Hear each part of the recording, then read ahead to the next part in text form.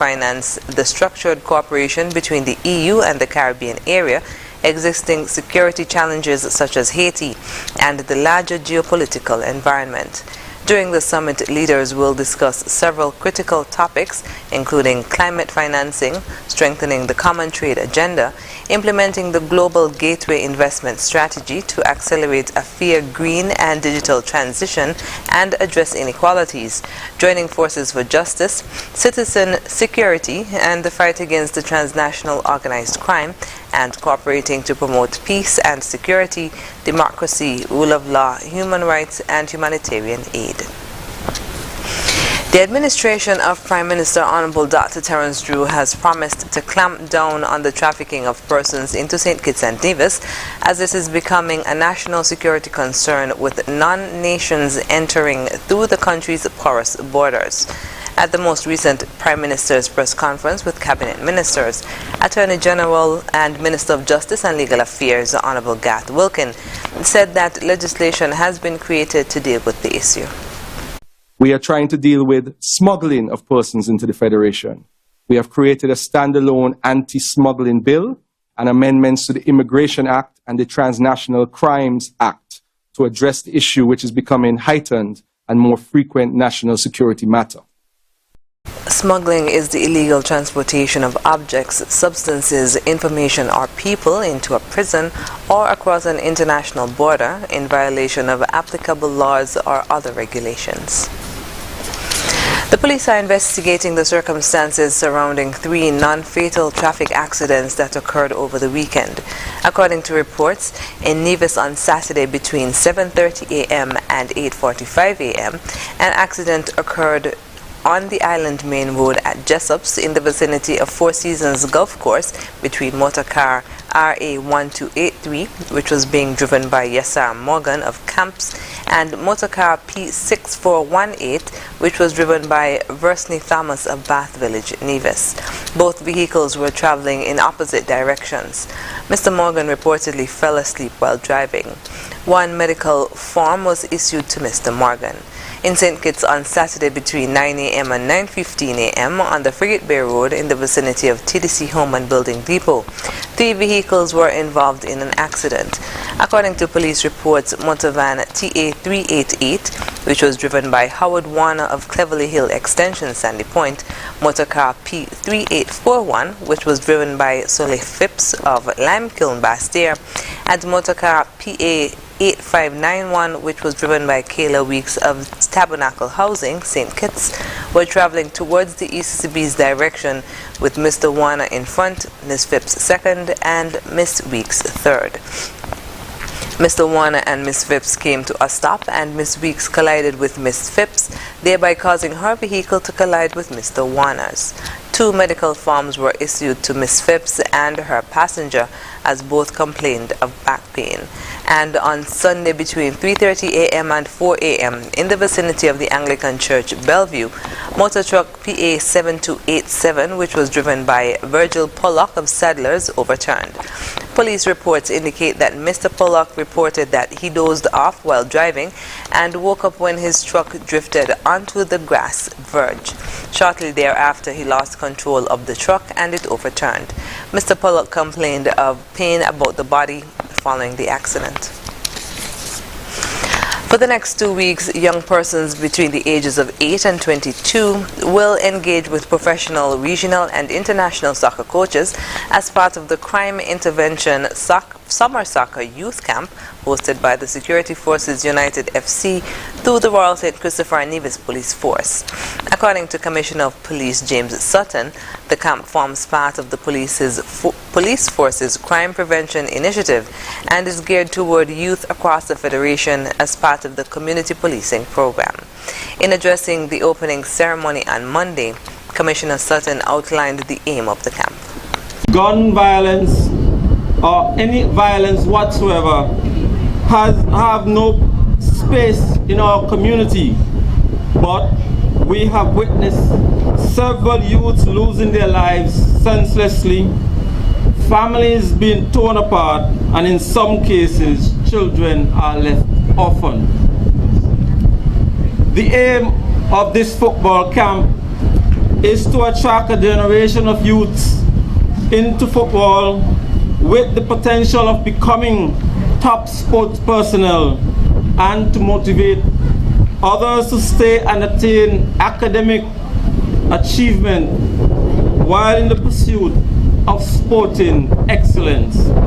Inspector John Bergen, who is the coordinator for Security Forces FC, gave an overview of the soccer camp. Objectives are to attract our youth players from various levels across the federation between the ages of 8 and 22. These coaches will develop their soccer skills through drills, sessions, but also equip them with other life skills using motivational sessions from our US and UK framework. They will provide invaluable insights with academic competencies that is possible to combine and raise their attainment level by teaching them discipline and not to lose sight of their sporting end goals. Value the commitment of team sports and therefore instill community spirit. Improve the quality of life by encouraging and supporting the setting up of a soccer program here for our youths with a view to develop character, health, and community and civic pride. He said the camp will take place in 2 sessions daily. The morning sessions will be for the younger participants and the afternoon sessions will be for recruiting and identifying talent of the older participants between 17 and 22 years old. International head coach Nicholas Goddard explained his objectives over the next 2 weeks. I'm a recruiter slash head coach at a few clubs in the Georgia area. I have a mandate within these 2 weeks to identify talent for University of South Carolina upstate and University of New Hampshire. Right. My aim during these 2 weeks is to put in place a development pathway for all the age groups that I'm going to put my hands on, and then also to help the security forces team with a few things that we as a coaching staff identified from the game that they lost yesterday. Hopefully we get to adjust some of those things. And that's about it. I'm really happy to be here. Guided by the theme creating an atmosphere for growth and development to achieve excellence, the Crime Intervention Summer Soccer Youth Camp will take place from July 17th to 28th. The coaches will travel to Nevis on Saturday for an all-day camp. After the break, national holiday for Sir Tapley's state funeral, and Skelec announces scheduled outages. Stay with us. Get ready for the biggest sales event of the year. It's the Horseman Furniture and Appliances major sales event, where we're slashing prices by 20% off on all major appliances. Are you looking for amazing deals on refrigerators, stoves, large appliances, washing machines, and even microwaves? From the latest models to top brands, Horseman Furniture and Appliances has it all at unbeatable prices. Whether you're upgrading your kitchen or replacing old appliances, this is the perfect opportunity to get major savings and save big. These deals won't last forever. This is a limited time opportunity to snag the appliance of your dreams at 20% off and get double cashback coupons with every purchase. Don't miss out. The Horsewood Furniture and Appliances major appliances sales event where quality meets affordability. Don't miss out on the biggest discounts on refrigerators, stoves, large appliances, washing machines, and microwaves. Hurry in today and make your home a major delight. Major savings, major discounts, 20% off on major appliances, plus double cashback for free groceries. Happening now at Horsewood Furniture and Appliances. Terms and conditions apply. See store for details.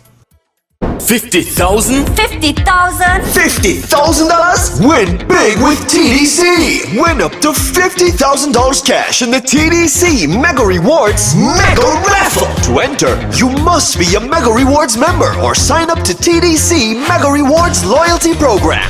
Shop at our TDC retail stores or online at shoptdcgroup.com to receive one entry for every $250 spent. Draws take place from July to November. Win $10,000 every month with your entry rolled over so you can win, and win even more. Yes, this is 50. Terms and conditions apply.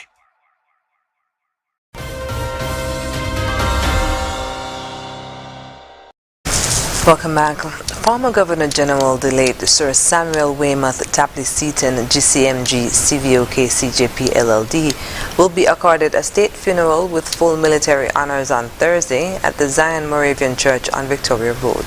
The service begins at 2 p.m. Thursday, July 20th, has been declared a national day of mourning by the government of St. Kitts and Nevis. Governor General Her Excellency Dame Marcella Liburd has also declared Thursday a national half-holiday to honor the life and contribution to the nation of the late Sir Tapley Seaton. The body of Sir Tapley will lie in state at Government House from 9 a.m. to 1 p.m. on July 20th for public viewing, and all flags on government buildings will be flown at half-staff on the same day. Persons interested in paying tribute to Sir Tapley can sign the Book of Condolence at government headquarters on Wednesday from 9 a.m. to 5 p.m. The book will then be placed at Government House during the lying in state on July 20th from 9 a.m. to 1 p.m. Antigua and Barbuda and Barbados' heads of state have confirmed attendance. Sir Tapley, who died on June 29, 2023, served as the Federation's first Attorney General after independence from 1983 to 1995 and its fourth Governor General of St. Kitts and Nevis from 2015 to 2023. The St. Kitts Electricity Company Limited, SCELEC, has announced scheduled maintenance outages for the week Monday 17th to Thursday 20th July. According to SCELEC, the scheduled maintenance outages are necessary to perform maintenance as part of ongoing efforts to improve reliability. On Monday, Cadden Avenue will be affected from 9 a.m. to 3 p.m. On Tuesday from 9 a.m. to 3 p.m., the areas affected will be Buckley's Road, Democrat Road, Cadden Avenue, Westside Gas Station, and St. Johnson Village. On Wednesday from 9 a.m. to 3 p.m., the areas affected will be Charles Ground, Davis Road, Rollins Ground, and Main Road. Also on Wednesday from 9 a.m. to 1 p.m., the areas affected will be Prickly Pear Alley, Fort Thomas Road, Lower Market Street, Westbourne Gut, and McKnight, Spratt Street, and areas in the vicinity of the SCELEC Administrative Building. On Thursday from 9 a.m. to 3 p.m., Timber Lane, Main Street, Mission Street, Johnson Road, Tabernacle will be affected. And also on Thursday from 9 a.m. to 1 p.m., George Street, Newtown will be affected. SCELEC has also advised that the electricity supply may be interrupted later and restored earlier than the scheduled times. 3 persons have successfully completed the final written, practical, and oral cricket umpires exam administered by the West Indies Cricket Umpires Association. Thelma Gums, Charlene Maloney, and Eardley Nisbet are now fully qualified West Indies Cricket Association umpires, each receiving certificates of completion at a ceremony held at Wanapaka on Saturday. President of the St. Kitts Cricket Umpires Association, Luther Kelly, congratulated the successful candidates. The candidates embarked on a journey, and I'm happy to say that all of our candidates for this year were successful. And I would like to congratulate you all. Echoing sentiments of congratulations, President of the Leeward Islands Cricket Umpires Association, Vincent Weeks, encouraged the candidates to stay informed as it relates to umpiring activities. I would encourage you guys to just do your best to stay on top of the game, stay on top of the rules, stay on top of the laws, and now that you have reached this hurdle, cross over this hurdle, remember the work is just now beginning, because you are now looking to do higher grade of cricket. So then you mean you have to stay on top of your cricketing umpiring activities. So with that, I would like to congratulate you guys, Ms. Maloney, Ms. Gums, and Mr. Nisbet, for, on behalf of the West Indies Cricket Umpires Association and the Leeward Islands Cricket Umpires Association, say congratulations to you all and to wish you guys all the best going forward in your umpiring career. Mr. Weeks also presented a badge of the West Indies cricket umpires to each candidate. Chef Dwaynequa Payne of Halfway Tree has been named the winner of the Dr. Jeffrey Hanley East Bastia Cook-Off. The event was organized by the St. Kitts Labour East Bastia Constituency 1 Branch Executive and was held on Saturday, July 15th at the Newtown Playfield. The 5 competitors were each given a mystery box, which was revealed to contain grouper fish fillet, shrimp, onion, garlic, potato, carrot, broccoli, pineapple, tomato, and pasta. They had 90 minutes to prepare a meal for the 3 judges. At the end, head judge Jermaine Wilkin announced that the 3rd place went to Akeem Peters with 83 points, 2nd place went to Denicia White with 88 points, and 1st place to Dwaynequa Payne with 91 points. Ms. Payne won $1,000 cash and a $200 gift voucher. While congratulating the participants, Dr. Hanley announced that the cook-off event tied in with the official launch of the East Bastia Festival activities that will take place from September 2nd to the 30th. Coming up in regional news, Caribbean and Latin America to benefit from 45 billion euros in Brussels investment by 2027.